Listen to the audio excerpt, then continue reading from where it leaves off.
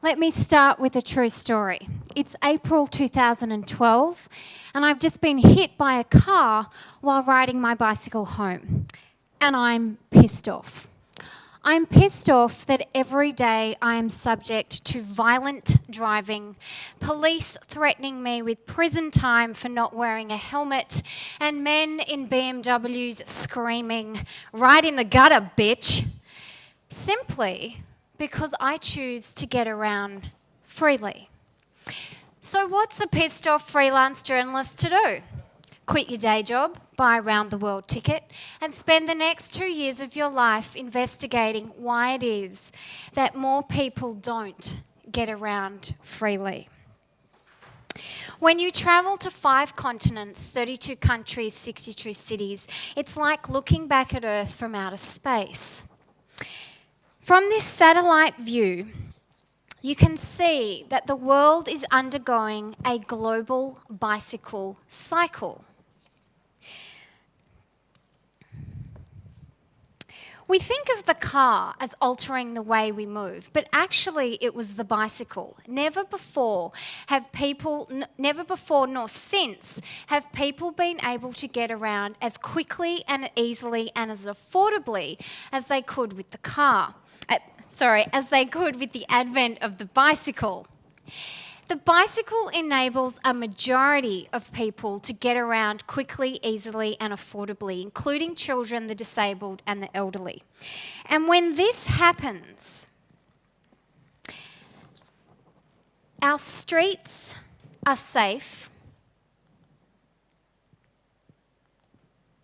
our communities are connected, and our local economies thrive.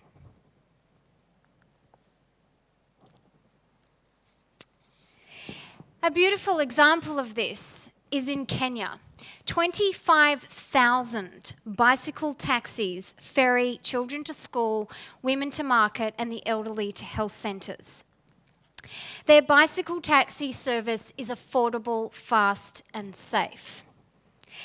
However, Africa also shows us you can also see the beginning of the cult of the car taking hold. The second phase of the global bicycle cycle. Cars are allowed into cities, but no planning goes into integrating them with the bicycles, the people, and the public transport that already exist. Cars are given preference, and everyone else gets to walk in the dust. The way car culture has played out is most definitely thoughtlessness. It is not, however, a thoughtless mistake.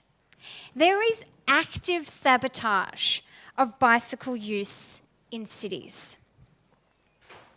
Right now, those 25,000 Kenyan bicycle taxi workers are being blocked from the centre of the city, politicians citing they hold up the traffic. In Tanzania, thousands of men earn their living from selling beautiful fresh fruit on the back of their bicycles. They too are being told they're a nuisance and cut from their main income source, the centre of the city. And South America is a little further round the global bicycle cycle. They got rid of their bicycle taxis long ago, except a few still hold on to dear life. 20 minutes outside Bogota is a thriving and waterproof bicycle taxi service. And yet they struggle to maintain their existence. I caught on camera hundreds of people coming off the train from work, and they all had to walk home because the police were chasing away the line of bicycle taxis waiting to take them home.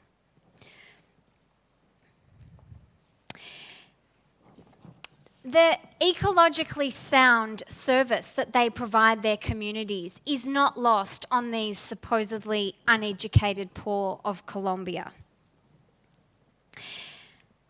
So the results of the cult of the car is that human life is endangered.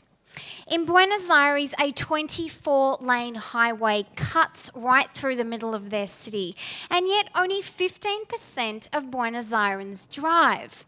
The rest hang out of overcrowded trains, regularly falling to their deaths. In Mexico City, this is a regular sight in African countries. It's a little hard to see. It is the spherical shadow pattern of a human head. In Mexico, children live not just next to a highway, but one below them, one outside their window, and one above their window. I simply cannot imagine what the constant roar of 3 layers of traffic does to their growing bodies. And in China, this is called Beijing snow. It's not snow, it's not sand.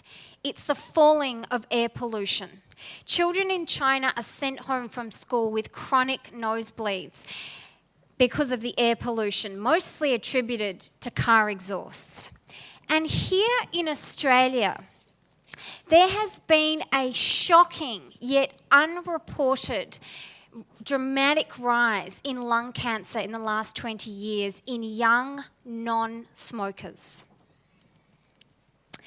The threat to human life from car culture goes way beyond the obvious of air pollution and road trauma. Let me tell you a true story about malaria. In African countries, there's a lot of money for building roads and for cars. Not so much money for basic things like water supply. This used to be a river. It is just 1 block away from a brand new road in Dar es Salaam in Tanzania. It's now a sewer. The mosquito that carries malaria is a particular kind of mosquito, a mosquito that breeds in stagnant sewage water. This beautiful woman and her brand new baby live here. I was told by my guide that her baby will most likely die of malaria. What chance did he have? And so we come the full circle.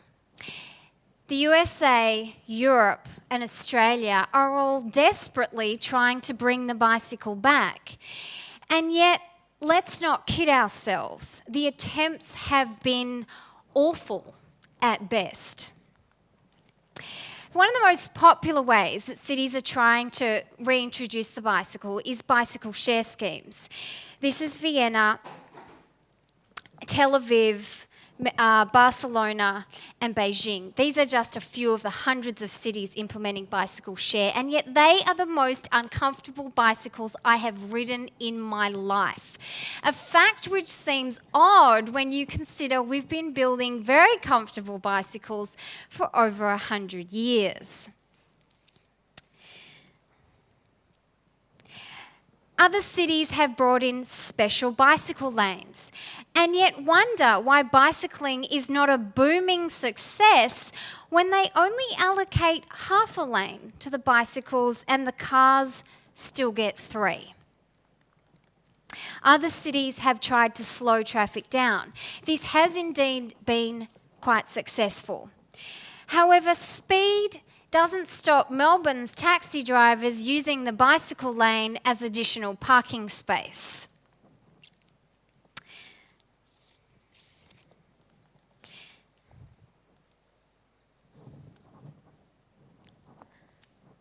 Sorry, mine's a little slow.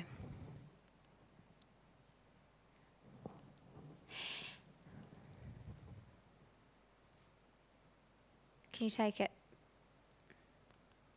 back? One more. Okay, apologies. So tolerant of the intolerable inconvenience of trying to squeeze more cars into cities. that it takes a natural disaster for people to notice that the livability of their city is getting overrun. This used to be a multi-level freeway. It collapsed in San Francisco's most recent earthquake, and lo and behold, no one wanted it back. This seafront promenade is now San Francisco's biggest tourist hub.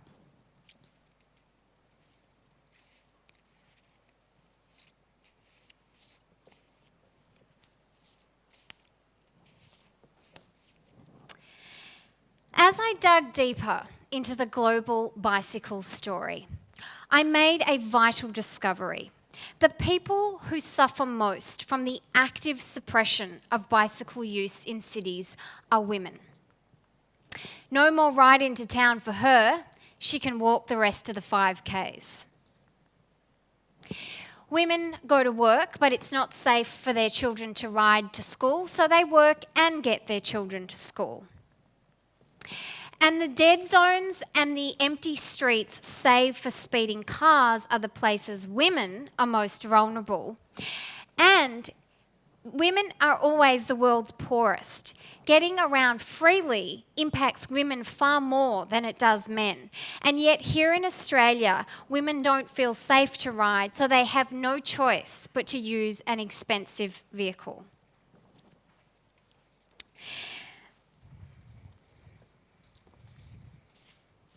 However, the most important thing that I discovered was that there is a very simple solution to the road trauma, the air pollution, the health problems, and the environmental degradation and the community disintegration that occurs from the result of the cult of the car. It is, of course, the bicycle. However, it isn't just the bicycle. It is the bicycle babe. Women are the key to bringing the bicycle back because it is our preferred mode of transport and has been since the invention of the bicycle.